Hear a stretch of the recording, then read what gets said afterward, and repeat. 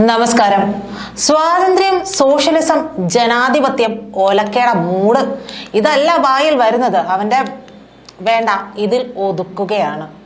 ഇല്ലെങ്കിൽ കുലസ്ത്രീ അകത്തായി പോയാലോ എന്നോർത്തിട്ടല്ല, എന്തിനാ വെറുതെ വീട്ടിലിരിക്കുന്നവരെ പറയുന്നത് എന്നോർത്തിട്ടാണ്. പറഞ്ഞാലും തരക്കേടുണ്ടാകില്ല. കാരണം പടച്ചുവിട്ടവർ അന്വേഷിക്കേണ്ട.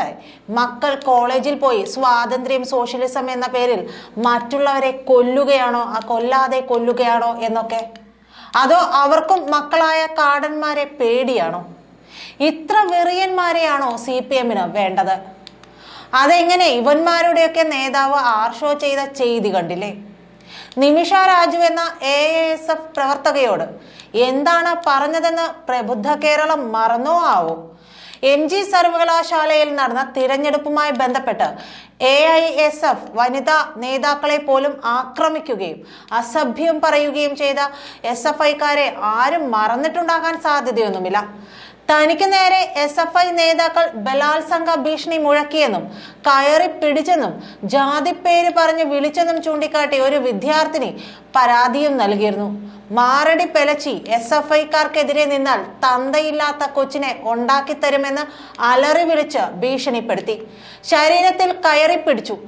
ബലം പ്രയോഗിച്ച് മുന്നോട്ട് കുതിച്ചാണ് ശരീരത്തിൽ നിന്നുള്ള പിടുത്തം വിടുവിച്ചത്. സ്ത്രീത്വത്തെയും ജാതിപ്പേര് വിളിച്ചും അധിക്ഷേപിച്ചു. തന്നെ ആക്രമിച്ചതിന് നേതൃത്വം നൽകിയവർ തന്നെ വ്യക്തിപരമായി അറിയുന്ന, ഒപ്പം പഠിക്കുന്നവരാണ്. കോട്ടയം SP-ക്ക് AISF സംസ്ഥാന ജോയിന്റ് സെക്രട്ടറി നിമിഷ രാജു നൽകിയ പരാതിയിൽ പറയുന്ന കാര്യങ്ങളാണിതെല്ലാം. വെറുതെ ഉണ്ടാക്കി പറഞ്ഞതല്ല. ആ പരാതിയിൽ പറയുന്ന അക്ഷരം പ്രതിയുള്ള കാര്യങ്ങളാണ് മേൽ പറഞ്ഞത് മുഴുവൻ. SC/ST അട്രോസിറ്റി നിയമപ്രകാരം ആർഷോ അകത്ത് കിടക്കേണ്ടതായിരുന്നു. എന്നിട്ടും ആർഷോ ഈ 36-ാം വയസ്സിലും SFI സംസ്ഥാന സെക്രട്ടറിയെ തുടരുകയാണ്. ആരുടെ തെറ്റാണ്? എന്നിട്ടും ആർഷോ തന്റെ പിണിയാളുകളെ ന്യായീകരിക്കുകയാണ്. അരാജകത്വത്തിനു വേണ്ടി വാദിക്കുന്ന നേതാവ് പിന്നെ എന്തോ ചെയ്യാനാണ്? കേരളത്തിലെ ക്യാമ്പസുകളിൽ ഫ്രീ സെക്സും ഫ്രീ ഡ്രഗ്സുമാണ് ഇപ്പോൾ മുൻപന്തിയിൽ നിൽക്കുന്നത്.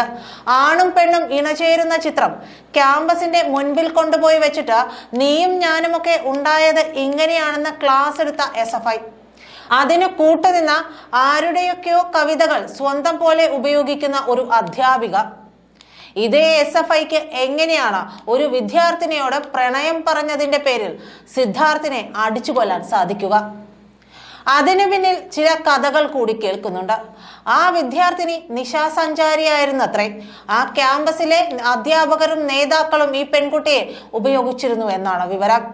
ഈ വിദ്യാർത്ഥിനിയോടാണ് സിദ്ധാർത്ഥൻ പ്രണയം പറഞ്ഞതെന്നും ഈ വിദ്യാർത്ഥിനിയാണ് പരാതി കൊടുത്തതെന്നും സംസാരം. എത്ര എടുത്താൽ പൊങ്ങാത്തത്ര നുണക്കൂടാരം. വിദ്യാഭ്യാസം നിഷേധിച്ച് പഠിക്കാൻ പോകുന്നത് വിലക്കി അതിനെ എതിർക്കുന്നവരെ കൊന്നു തള്ളുന്ന ഭീകര സംഘടനയായ താലിബാനും ISIS-ഉം ചെയ്യുന്നത് തന്നെയാണ് SFI കേരളത്തിലെ സ്കൂൾ, കോളേജ് ക്യാമ്പസുകളിൽ ചെയ്യുന്നതെന്ന സൂക്ഷ്മവും സത്യസന്ധവുമായ വിശകലനത്തിൽ ആർക്കും വ്യക്തമാകാവുന്നതേയുള്ളൂ. താലിബാൻ ആക്രമിച്ച മലാല യൂസഫ്സായിക്ക് വേണ്ടി ക്യാമ്പസുകളിൽ SFI പാട്ടകൊട്ടിപ്പാടി നടന്നു. അത് ഒരു വശത്ത് നടക്കവേ വിദ്യാർത്ഥികളെയും അധ്യാപകരെയും ക്യാമ്പസുകളിൽ വേട്ടയാടുകയും ചെയ്തു. അതാണ് അവരുടെ രീതി. ഇരകൾക്കൊപ്പം എന്ന് തോന്നിപ്പിച്ച് അതേസമയം വേട്ടക്കാരനായി അവർ വിലസുകയും ചെയ്യും. താലിബാൻ ആൺപെൺ സൗഹൃദത്തിനെതിരാണ്. അവർ ആട്ടത്തിനും പാട്ടിനും വിരുദ്ധരാണ്. അവർക്ക് അവരുടെ സംഘടനയിലില്ലാത്തവരെല്ലാം ശത്രുക്കളാണ്. അവർക്ക് മാനുഷികത എന്നുള്ള സംഭവമേയില്ല. ക്രൗര്യം മാത്രമാണ്. കടപ്പാടും കടവും ഒരിക്കലും നടക്കില്ലെന്നുറപ്പുള്ള സങ്കല്പങ്ങളോടാണ്. അവർ അരാജകരാണ്. അവർ മയക്കുമരുന്നും മറ്റു ലഹരികൾക്കും അപകടകരമായ ആശയങ്ങൾക്കും അടിമകളുമാണ്. ഇത് തന്നെയാണ് SFI പിന്തുടരുന്നത്. ഇത് തന്നെയാണ് ഫ്രീ സെക്സും ഫ്രീ ഡ്രഗ്സും നൽകി കുട്ടികളെ SFI-യിലേക്ക് വശീകരിക്കുന്നതിന് പിന്നിലുള്ള ചരിത്രവും. നന്ദി.